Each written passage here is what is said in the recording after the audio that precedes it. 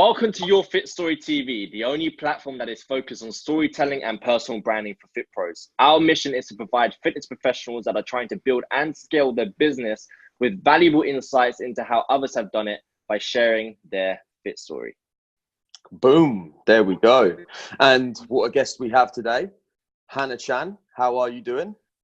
Doing amazing. So glad to be here. Thank you guys for having me.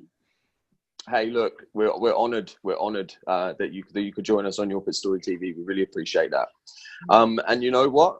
We've kind of been excited to get you back on because we actually, for anybody that doesn't know this episode, we actually recorded one of these with Hannah before, and you know, it's my fault. I messed up on the recording, and that's why we've got you back again. So we're just super excited to get, you know, dive right into your story, and yeah, just super excited for this. So Hannah, we would normally say tell us a bit about yourself, but unfortunately if we did that, the whole show would be null and void. So I really want to kick this off by just saying we would absolutely love to dive into your backstory, right? So way before you even decided that fitness was your thing, right? Like most of us, we reach this point where fitness is gonna start to be part of our life. But way before that, what was Hannah's life like? We'd love to know.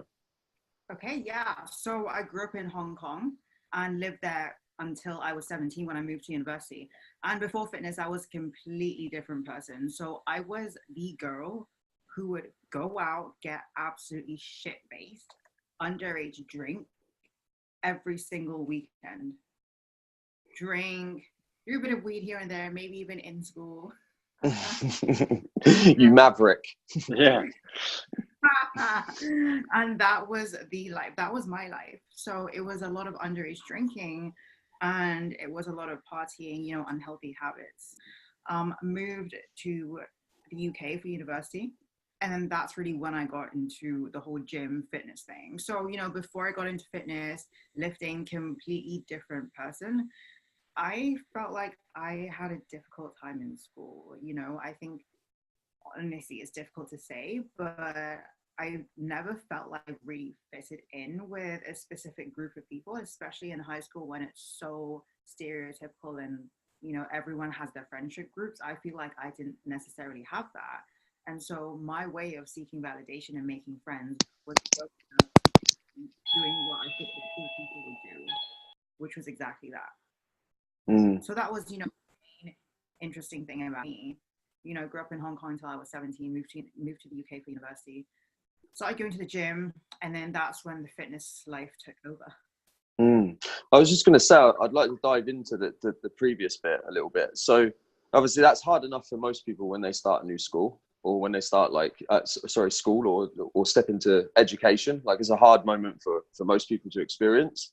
But obviously where you move from Hong Kong, like, making that transition is even harder, right? Because then, like you say, you have to kind of like find new friends, and you have to find new people to hang out with.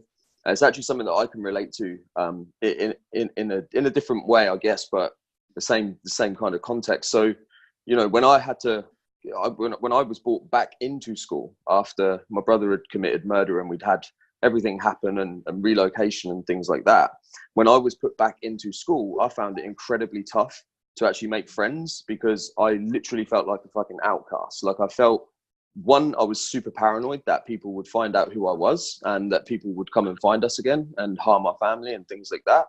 But for the most part, I just found it really fucking hard to actually like blend in with people, which is strange, because today we would tell people to not blend in, right? We would say, step up into your power, go and be who you are, be unique. But it's in school, and especially for education, it's a different mindset completely, isn't it? So yeah, 100%. And I think, like, one of the biggest things for me was that when I was 12, my dad actually died really unexpectedly, and then I felt like everyone treated me differently then too, because everyone was kind of like not sure how they should approach the situation. When you're that age, not, you know, we're all kind of not that emotionally and socially developed yet. And so in that respect, I felt like an outcast too, because I felt like people couldn't really talk to me properly or be friends with me, and people would feel awkward and almost feel bad for me, and I didn't want that. Yeah, with that one as well, because I got a younger brother, so obviously our dad passed away 2 years ago, and I know that people at his school, because he's like 14 years old, I think, 14, and he's at school, and obviously, like you said, in Hong Kong, which can be like any other school around the world, there's cliques. There's little cliques in around the school, and when you got the boy whose dad passed away last week, whose dad passed away last month, last year, exactly, because if they haven't been through it before, their emotional level hasn't really sort of they're not at that stage where they can handle it maturely. So you're gonna have some people who take the piss, you're gonna have some people who just won't talk to them because they don't know how to handle it. So it's definitely a tricky situation to be in when you're going through that, for sure. Mm. Do you know, I'm interested to know now, how does somebody that goes from feeling outcasted and kind of like, quite, I guess the same as what I did, where you kind of felt like, as we were just saying, it's hard to step into your power when you feel like that. But so how does someone go from being that person to becoming a GB athlete? Like, do you know what I mean? It's crazy to think that can happen, because obviously there's so much that happens when you step into fitness and that part of it, but actually to become a GB athlete, how does that happen? How do you go from being one type of person to the next? Yeah, oh my gosh, thank you so much for asking. So, like everyone else, or at least I say like 99% of people, I actually got into fitness and lifting because I wanted to look good naked. Like literally, that was it. I got into fitness, I got into like lifting weights, doing cardio, eating clean, because I wanted to look good for vanity reasons, for, the superficial reasons of I want to look good in the bikini. But then what happened was I started getting a bit too obsessed with the way I look, with eating clean, with being restrictive, with not skipping gym sessions and things like that. And it was starting to really become an unhealthy habit. Like I'd be scrolling through Instagram, looking at all these fitness influencers, comparing my body to theirs, judging myself so much in the mirror. And so eventually I was like, okay, this is unhealthy. Let me try and switch the focus from lifting for vanity to lifting for performance and strength. So that's when I fell in love with powerlifting. And then, of course, fitness changed my life like it did for so many other people, because I think the discipline and the drive and the focus and the motivation that you have for fitness really seeps into other areas of life too. So it was about, really reprogramming your identity, not necessarily doing it intentionally, but when you know what it feels like to be really driven and really motivated and want something, those kind of qualities seep into other areas of life. So then slowly over time, I identified less with, oh, I'm the underage fucking party girl who drinks all the time, to, hey, I'm someone who can achieve a lot in life and really disciplined and really focused. So I competed in my first powerlifting competition in 2014. And I think back then it was still a pretty male dominant sport. And then I actually won that. I won my weight class, I won the overall, and then everything just blew up from there in terms of powerlifting. I went on to become the British Championship for GB, and then breaking British records as well, and then went on to compete internationally for my country and medal and things like that. So, damn. Yeah, that is the story of my powerlifting. I'd say if you asked me when I was in high school, hey, you're gonna be an athlete and represent your country, I'd be like, no way. Shut the front door. I guess that's the same for a lot of us, though, isn't it? Like we have to make a conscious decision at some point to step into the new identity that we want to become, right? Mm. So for you going through that transition, can you kind of like dive into some of how it felt to make those changes in your life? Yeah. It was so uncomfortable and also so amazing at the same time, because whenever you change as a person and develop and grow as a person, sometimes you can lose friends. You can, your friends and your family and people that know you might start to compare themselves to you and see that you're putting in an effort to change and to better yourself.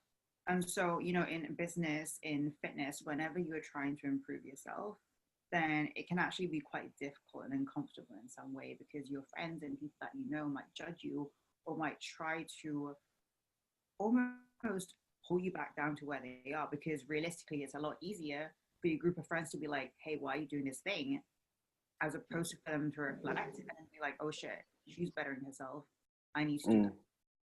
So in that way it was really uncomfortable for me. I felt like I did lose a lot of friends, especially when you look back and, you know, people say you are like the average of the 5 people that you hang out with or something like that. And I was thinking back and I was like, oh yeah, the people that I hung out with were all kind of shady and just did drugs and didn't really have any ambition and just like drank on the weekends. Oh yeah, that was kind of me. So I would say it's sad because a lot of my friends, we grew apart from that stage of our life. But then on the other hand, it was also super exciting because you're growing into your next level. You have new friends, and then you also have new almost approaches and philosophies that you go by in life. And fitness lifestyle as well, I would say, it's absolutely changed me. It's taught me about what it feels like to really want something really bad, what it feels like to discipline. And then in that sense, that actually carried over to my university exams as well and academics. Do better across all boards, right? Every time. Exactly, yeah, definitely. Every single time. That's really powerful what you brought up, because like I know Matt's the same. When it comes to personal development and growing, that's through fitness and through business. You're constantly on this race of achieving your greatest self, of course, right? Now, looking back, I only have one friend that I'm still friends with today who I went to school with, just one. And that it just shows how you have 2 options. One is to bring yourself down to their level, maintain that friendship, or to divert away, which is exactly what you said about. Yeah. And just like in business, it's uncomfortable whenever, especially when we're in the beginning stages of business, when we are starting to put ourselves out on social media. I'm sure a lot of your clients come across this mental barrier as well of, oh, I'm kind of scared about what my aunt's boyfriend's dog's gonna think, and I'm scared about what my friends will think, what my family.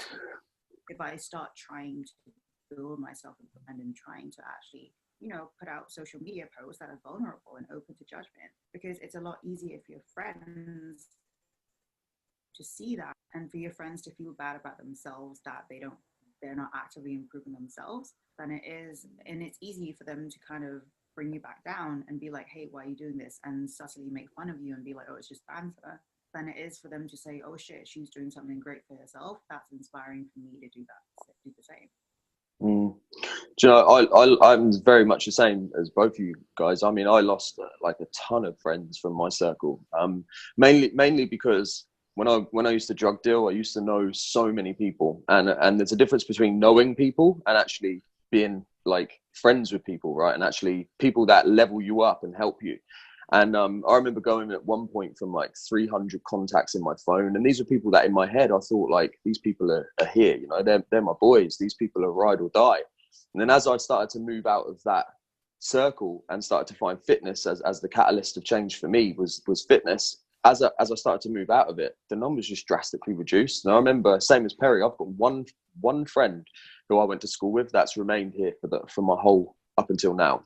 So, you know, like, and it's just part of doing, you know, of moving into, and there's probably a lot of people out there actually that could relate with that, you know, that may be starting their fitness journey now, or maybe they're starting as a fitness coach now, and their friends ain't cool with that. Their friends ain't cool with them moving on, leveling up, doing something different. There's probably a lot of people that are going through that. So if that is you, if you're hearing this now and this is resonating, it's fucking normal. It's absolutely normal to experience this stuff. Look, Hannah's experienced it, Perry's experienced it, I've experienced it, as well as 1,000,001 other people. It happens. You just got to make that jump and stick with it and stick with what you're doing. Boom. That's it. So when you get to this point, right, because I want to kind of wrap it back around to the where you were in your story, right? So you get to this point where you've become a GB athlete. What then kind of led you to start coaching others? What was the moment where you decided, you know what, I'm pretty good at doing what I'm doing. I'll be winning titles over here. I want to start helping some other people. So I think with all coaches, for you know, a lot of people that are really into fitness and really in touch with fitness being a big part of their lives, I always knew I wanted to be a coach way before I actually said, hey, I'm a coach. Because there's that imposter syndrome thing going on of, oh, am I good enough? Oh, I don't have enough Instagram followers. Oh, no one's going to take me seriously. Oh, people are going to make fun of me if I start calling myself a coach and things like that. And then for me, what really pushed me to do it was, as I learned more about fitness, I realized, hey, there are a lot of shitty coaches out there that don't know what the hell they're doing, but they have the courage to put themselves out there. And that's why they're actually managing to succeed and create the life that they want to live, you know, the online business, fitness coaching. Whereas I'm sitting over here, I have all this amazing knowledge. I have all these like fitness myths, these bullshit like beliefs that I want to break, but I'm too scared to put it out because I'm scared about what other people think. So eventually I was just like, fuck this. I'm going to do it. I'm going to put myself out there. You know, I am good enough. I'm competing for my country at a high level. I know my shit. I've been in the fitness space for like 4 years at the time. Let's do this. So that's when I finally crossed the line. And, you know, the scary thing for me was putting on my bio fitness coach. Yeah. You know, what you just said there is actually really powerful because it was that like you had all the validation that you needed to do it. I mean, more than most people would. You see, because most people, maybe they've gone and done a 6-week course to become qualified to start helping people. Fucking, you had tons of experience. Plus, you had the validation of the fact that through your experience, you had gotten to the level you were. So, you know, for a lot of people out there that maybe just starting out as a health and fitness coach, maybe they've done their 6-week course, maybe they've done a 2-year course, like maybe they're still in the process themselves. What advice would you give to those people? Based on your story, based on what you've experienced and how you did it, what advice would you give to those people? I would say that imposter syndrome, the feeling like you're not good enough or not qualified enough or not experienced enough, is always going to be something that you feel once in a while, regardless of where you are. But I say the biggest mindset shift that you need to realize is that if, as a fitness coach, you want to help someone, you don't need to know anything and everything and be a scholar and have like 20 years of experience. All you need is to be able to get people results that you say you can get them. And so we feel sometimes like if we want to help someone get from A to B, we have to be at point Z. But all we need to be a few steps ahead, like at point C. And as long as we can get someone from A to B, I think the difference, you know, people say, oh, I feel like I'm not good enough because I don't have experience. But there's a difference between experience and expertise. Like experience is, you know, maybe how many clients you have or how many years of experience you have in the industry and coaching. Expertise is literally, do you have the knowledge to help someone get the results that they want? And as long as you have that, which almost everyone I talk to who has the imposter syndrome issues going on does, then you are good enough to be doing what you're doing in coaching. I'm fucking so glad that you said that because it's actually the what's helped me over the last couple of years is knowing that I don't have to be the fucking best at everything, and I don't have to be the best fitness coach. I just need to know more than the person who needs the help. And as well as having that mentality to want to grow and develop and get better, but not allowing that mentality to want to grow and get better and develop to hold me back, which is the difference, right? So there's some people out there that feel like they just need this qualification, they need to go and do this, then they need a kettlebell license, then they need this, then they need this, to just do what it is that we've done and other people do, which is just to help people. So you've got to really, you know, coming from a place of experience, you've got to know, like, you've got to be able to give yourself permission, haven't you, to go out there and fucking do it. Otherwise you just be constantly seeking it from a certificate or the next course or something like that. So I'm really glad that you said that. Exactly. And just to kind of add on to that, I think a lot of the time from the more getting clients marketing side of things, we feel like, oh, we're not getting clients because we don't have a qualification or because we don't have enough qualifications, when really what we need to realize is that getting more qualifications isn't necessarily a guarantee for, you know, clients coming in easier. Yeah, which is what I thought big time when I got qualified. It is what you thought. I remember you saying this. Yeah. Fuck me. I was like, yeah, if I want clients, you know, I need every single certification undersung. So I used to work in a big box gym that have a piece of paper up on the wall along with every other PT. And then you will stand there and then you look to the right and there's a PT with 20 different qualifications and you're there with one. You're like, oh, well, obviously he's going to get all the clients. So I need to fucking go into London, get a kettlebell, get for every single exercise under the sun just so I can get some clients. Did that work? I don't even like spinning, but I'm going to get the fucking qualification anyway, just because. Mate, totally. Hannah, you obviously early days as a fitness coach, right? As early days as a fitness coach, it like helping other people, it's hard. It's hard to get the brakes off your business to start off with. We all know it. Like, I don't actually think I've had one conversation with one person who has at a high level of doing what we do that has had it super easy, that has just come into the game, got qualified, picked up a bunch of clients, killed it, and then just kept going. It doesn't really happen like that. I think that some people do think that it happens like that until they're told otherwise. So this bit of perspective will be really fucking good. Can you remember when you first started out, you had all the intentions to help people and put yourself out there? Can you remember really, really struggling during that time? Like really struggling to the point where you almost just wanted to fucking pack it in and go get a job. Just like, I'm not going to do this. I'm not going to continue to push myself like to this place because it's not working for me. Like, can you remember that moment and what was that like for you? Yeah, so I was actually a headhunter before I quit my job. I was headhunting and fitness coaching at the same time.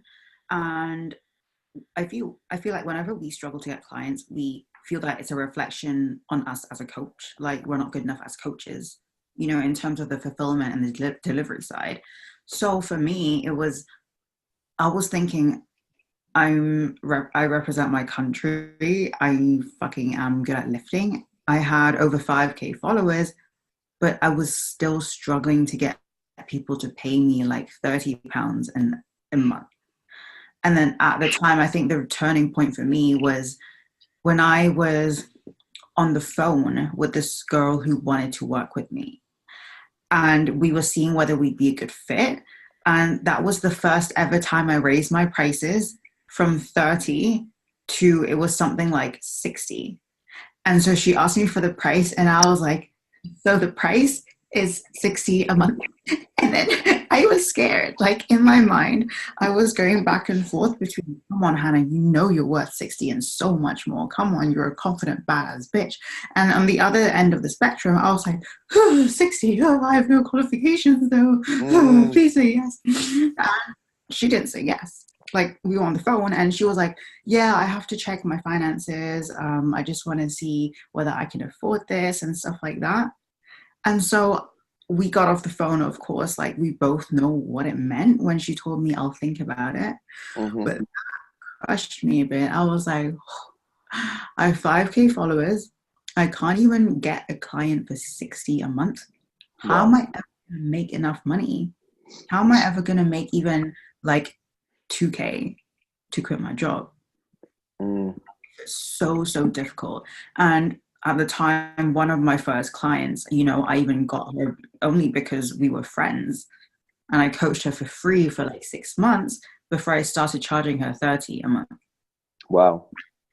You see, everybody thinks that it's that this kind of stuff doesn't happen, you know, and like, this is why we wanted to put Your Fit Story TV together, to really give people real fucking story. Like, this is real. This in like the level that you're at now, people would just assume that you kind of been there the whole time. Like, you've been hustling, killing it, doing what you've been doing, but it's just not the case, you know? And I think that it's just serves really good perspective for people. Something that you said just a second ago is reminded me of a conversation I had today, which is actually going to be really valuable, I think, for some people that are listening, which is, at the time when you were charging 30 quid, right? You had £30 and you were like, I know I'm worth more, right? One of the things that I hear quite often is, I don't know, like, I know that I'm worth X, Y, and Z, but I think that I should charge this.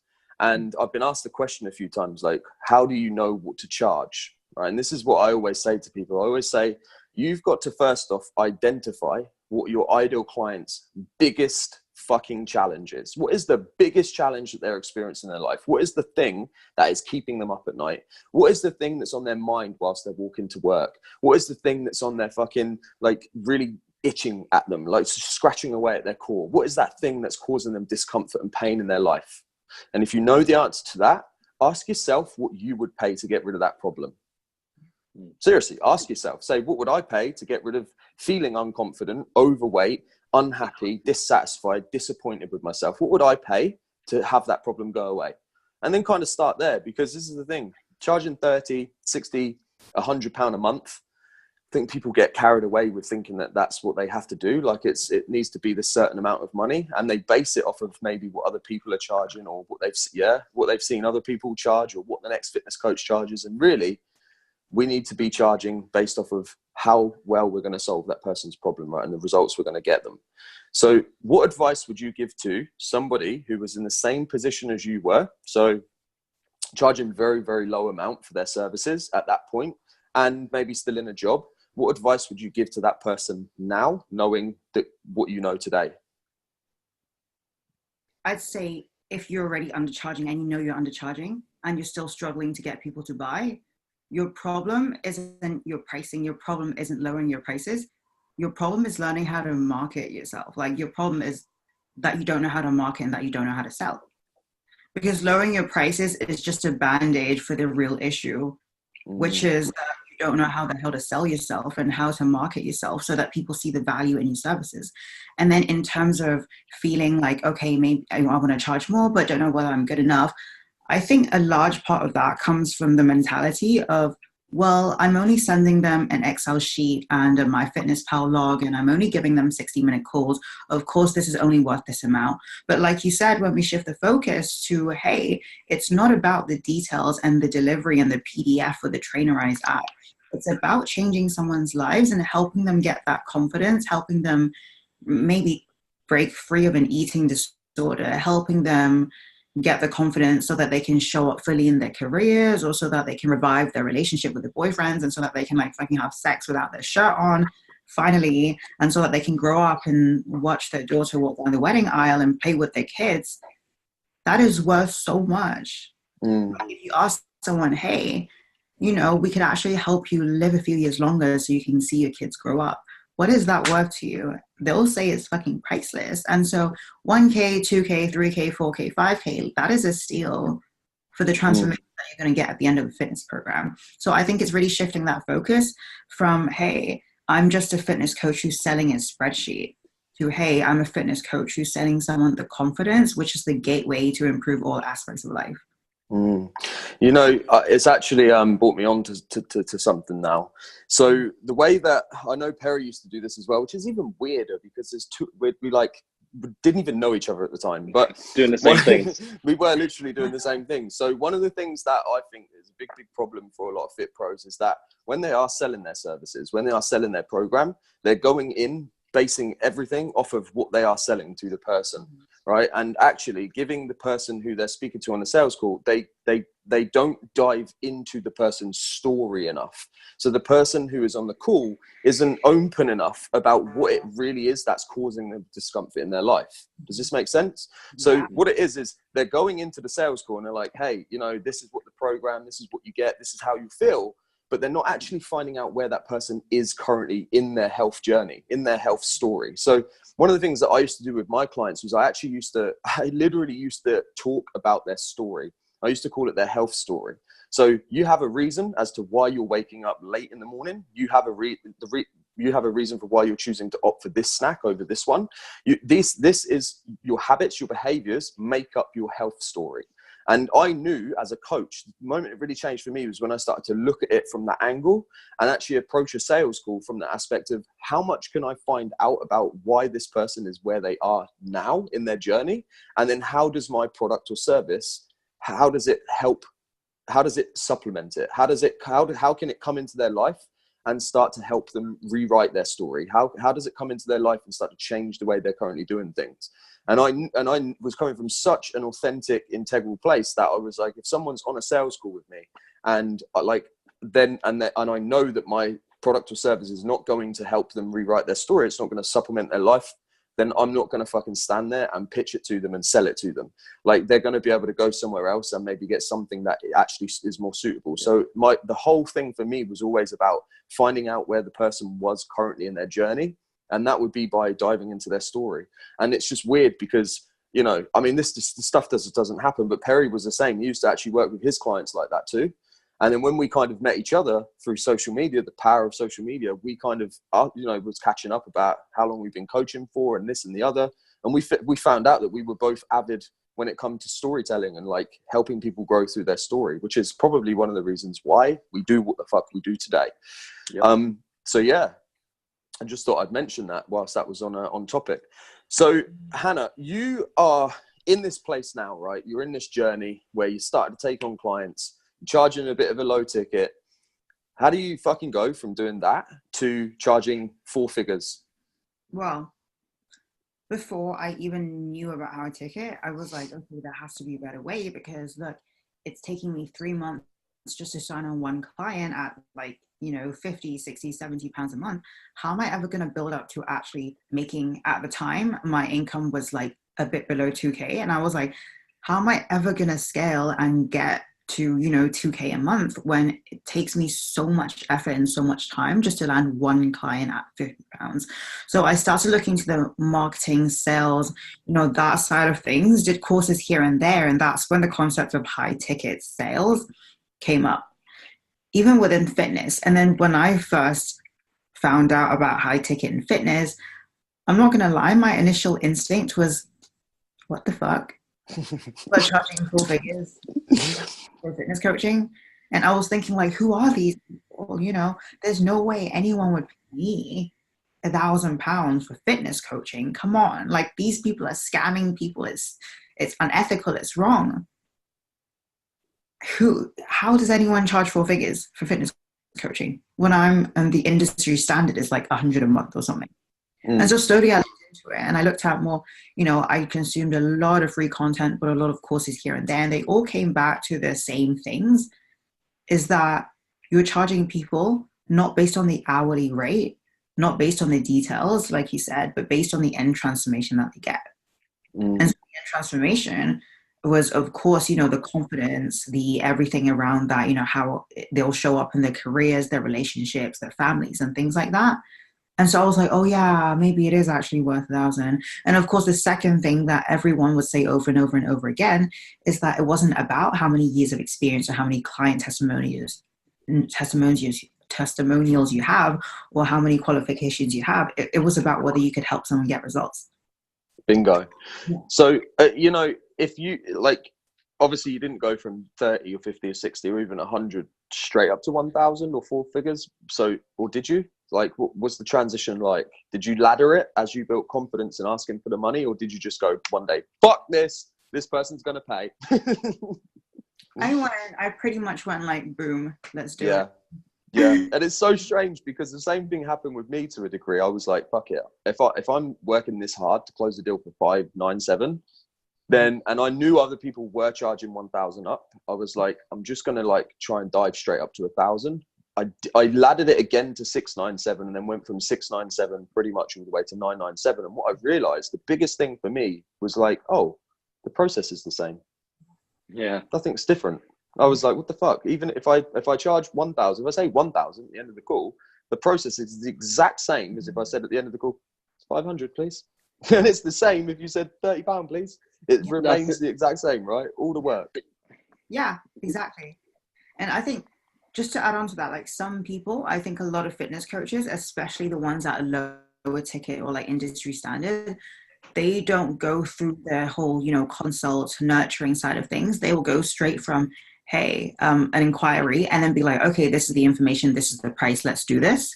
Whereas I would say, you know, the process can be the same, but in some way, when you want to, if you want to sell high ticket, then the marketing and the sales has to be a lot more sophisticated. Like people have to be nurtured. People do have to go through that consult. It can't just be a case of you slap your PayPal link on a landing page and people will pay 2K. Yeah, for sure. I remember, right, because I started off charging, I actually started off charging £97 a month. Actually, no, it wasn't even a month. It was £97 for a 12-week transformation program. So that's even worse. Baller. Right? And then I went from 97 to 197. And then I remember I was closing a couple of 197s, and then I kind of went through the same process of Hannah, of realizing about, relatively higher ticket sales. And then I remember just being on this call, and I never planned it. I started the call in my head, it was going to be 197. And it was just halfway through the call, it's like, Perry, stop being a fucking pussy. Stop being a pussy. Go in at 997. And it was all like I changed. I was stuttering. I don't even think I was able to say one word clear. And I literally think I shit myself, right? But literally think I shit myself when I was like, it's going to be 997. And she's like, what? It's going to be 997. And then I didn't close her. But me making that commitment to myself that I am worthy of charging 997. And I said it. I was like, well, I've just said it. Those words came out of my mouth. I told another human being I am worth 997. Even if I don't close this call, I'm not going back to 197. I'm going to stay there, and I'm going to continue going forward. And that was my, you can call it a defining moment when it came to charging higher prices. It was absolutely insane. Yeah, Totally, definitely. man. And then So, sometimes, go on. No, go on. I was on a train of thought, but it's cool. Go on. I was going to say that a lot of the time, whenever we struggle to sell at a higher price point, it's not necessarily that it's the price point issue, it's a confidence issue. Yeah, big time.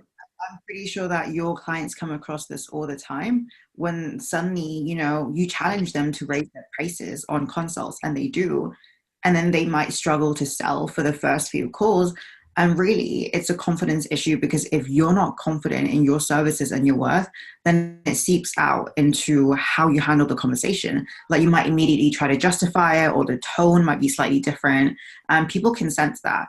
So more often than not, I think whenever we raise our prices and we struggle to get sales, it's not necessarily that it's the price point issue or that the offer is not worth it. It's that we have to get our belief behind it first before other people can.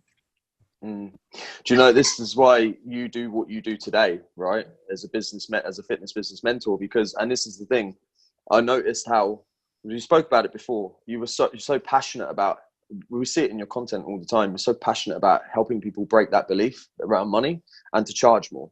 And that is literally because you went through the same process as a fitness coach, and then you went through the same process. So it's incredible how it all wraps back round, and we always do what we feel most passionate about with our clients. So me and Perry, we're passionate about storytelling, and the reason is because we used it and it's been there as a pillar for us. So I just think that's amazing how it all wrapped back round for you, and anybody that sees your content can see that you are passionate about helping people really break those fucking beliefs they have around money, and really stepping up.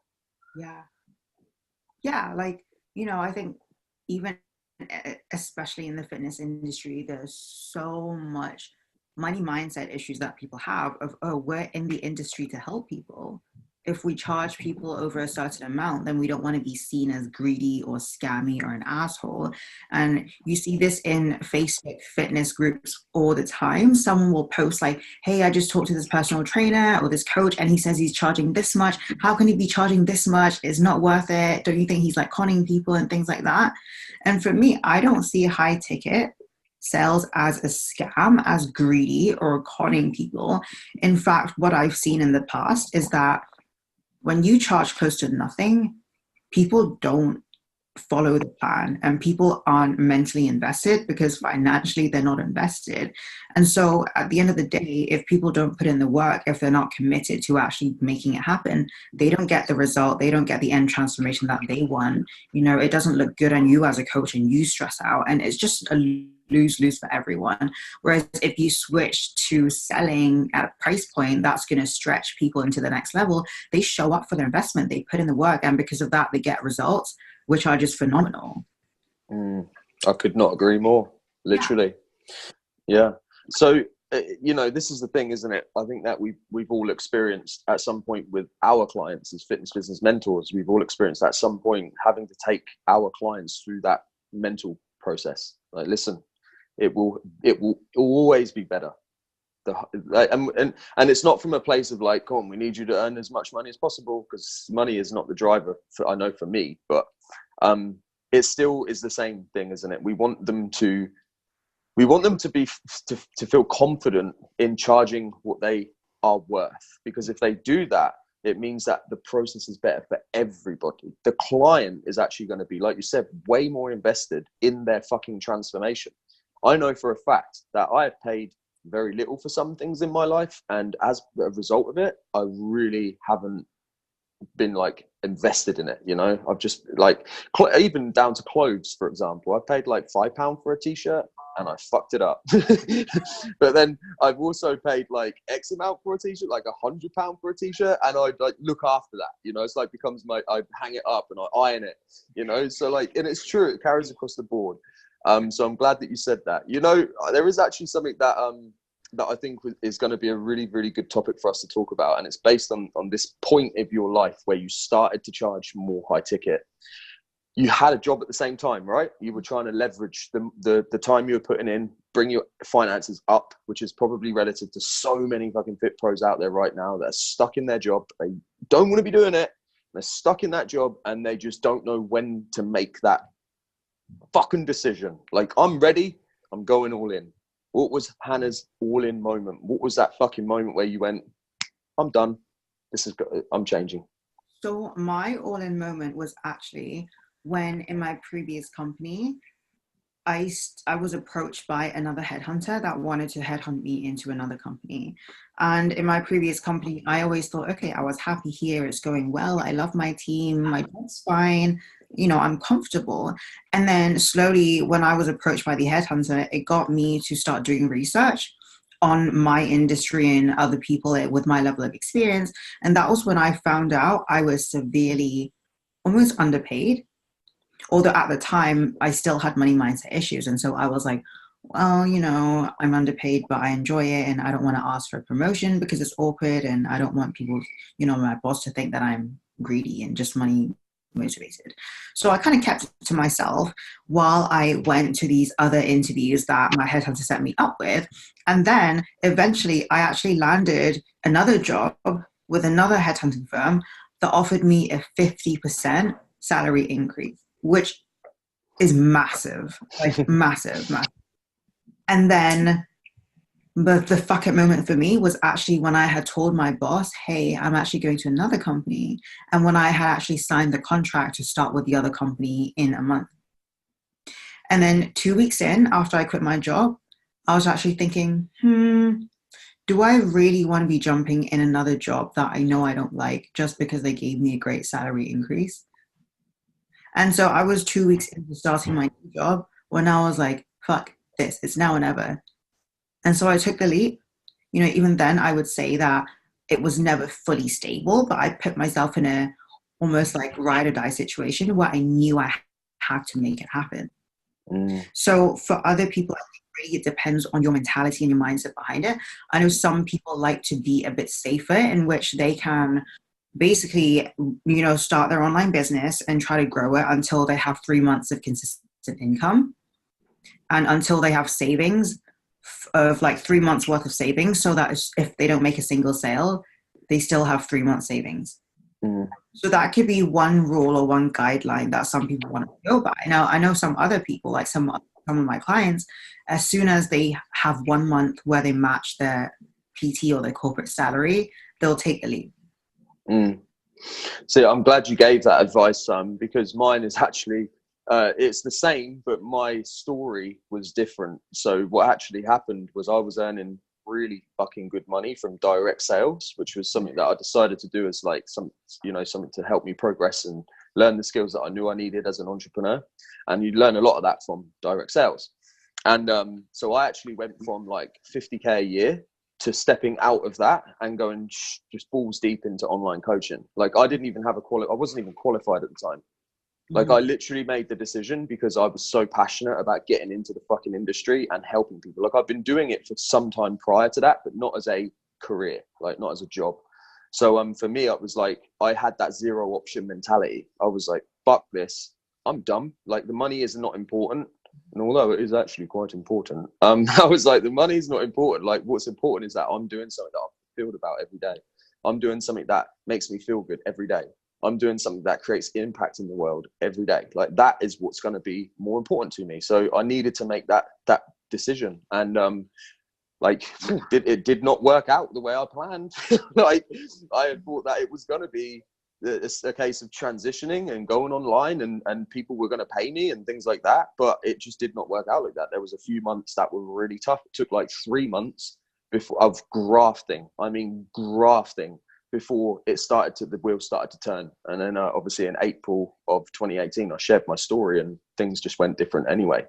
So, yeah, I'm really glad you said that. Perry, what was that for you, man? When was that for you? Right, fucking hell. I remember I didn't have a job, right? Because my ego was so high, it would not allow me to have a job for longer than 24 hours. Because I tried, and I remember I ended up going for an estate agency role, but I was in the office, and I lasted until the lunch break. And I left my card on my desk, and I walked out on lunch break, went home, sent an email saying I'm not fucking continuing with your job. And literally, I would just like, well, I'm going to jump into the deep ends of this swim pool, and I'm going to learn how to swim, right? Rather than starting off in a shallow area. And it was just brutal. Every other day was debt letters. My car had to sawn. Then the next month I can get it back on. Then I couldn't make the next payment. I had to sawn it again. It was just brutal, and that lasted for probably about a year and a half.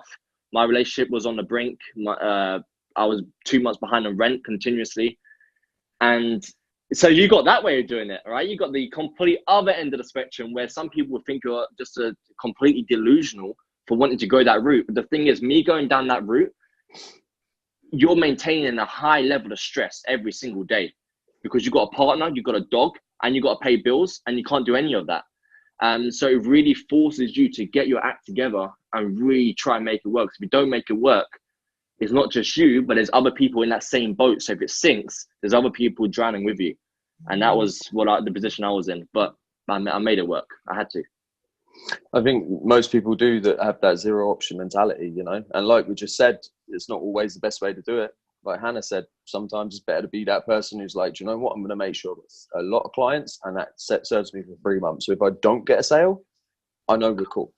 So this is why I love this shit, because there's totally fucking 3 different perspectives right now, and it's such a wide view for everybody, isn't it? So obviously, look, based on the story that you've lived, right? What do you think is the number one mistake that fit pros are making when it comes to either starting or building or scaling their business? We'll go with starting.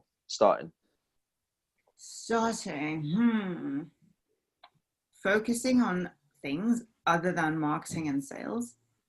I think we see this a lot of the time when people will try to start their own, fitness coaching business.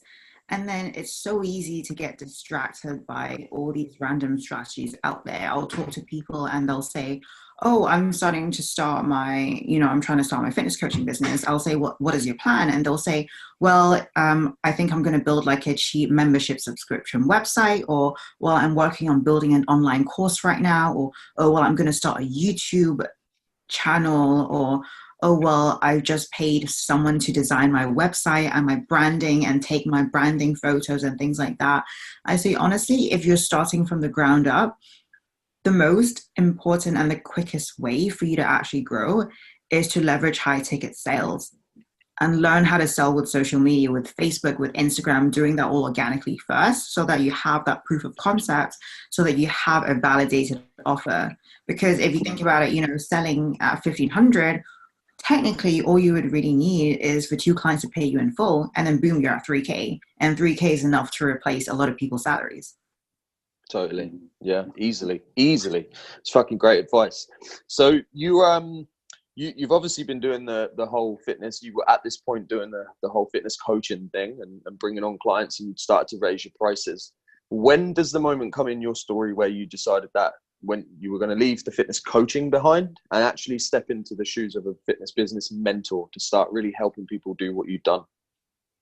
So that was when I was talking to a lot of other fitness coaches and seeing that they were all struggling with the same things, of struggling to get clients, of feeling like, oh, I need more followers, I need expectations. Oh, it's so hard for me to get clients. I'm undercharging.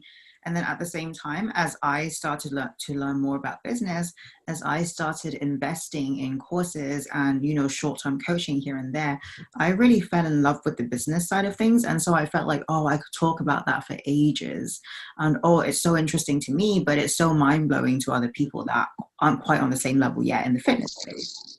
And so eventually my interest and basically my passion for fitness transitioned over to, you know, a passion for business within fitness coaching, because of course I walked down that path.